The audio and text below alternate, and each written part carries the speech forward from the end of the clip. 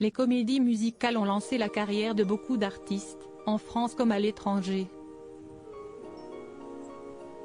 Il y a eu Le Roi Soleil qui a mis en lumière le talent d'Emmanuel Moire ou de Christophe Maé, Starmania, qui a révélé Daniel Balavoine, Morane ou encore France Gall, mais également Notre-Dame de Paris.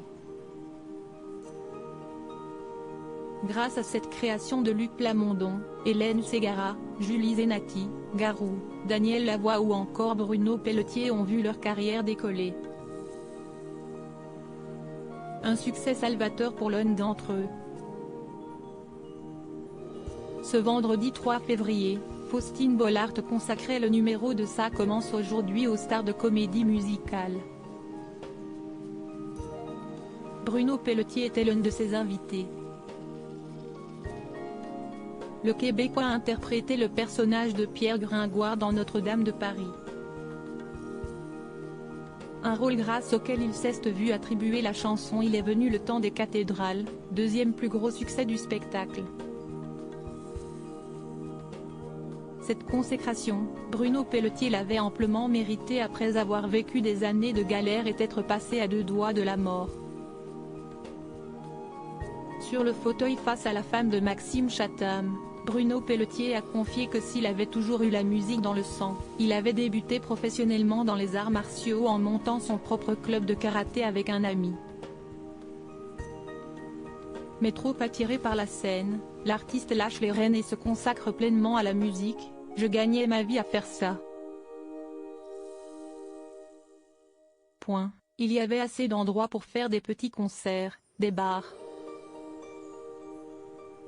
C'était très hard rock, heavy metal.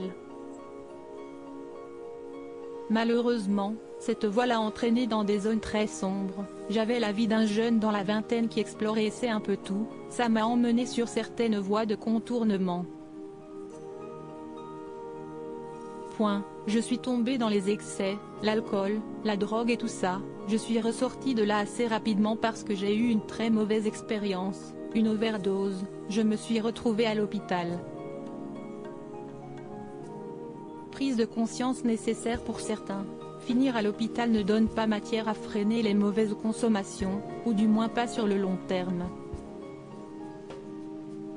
Bruno Pelletier a eu la chance de comprendre rapidement ce qui s'était joué pour lui. J'ai réalisé que si je voulais faire ça comme métier, on n'était plus à l'époque de Jim Morrison.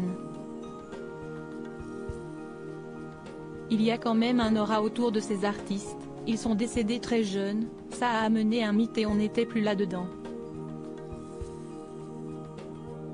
Si j'avais envie de faire ce métier-là, il fallait que je sorte de ce rouage malsain. Les arts martiaux m'ont aidé. Je me suis mis à travailler vraiment sérieusement et les choses sont arrivées au début de la trentaine. Parmi elles, une rencontre avec un certain Luc Plamondon.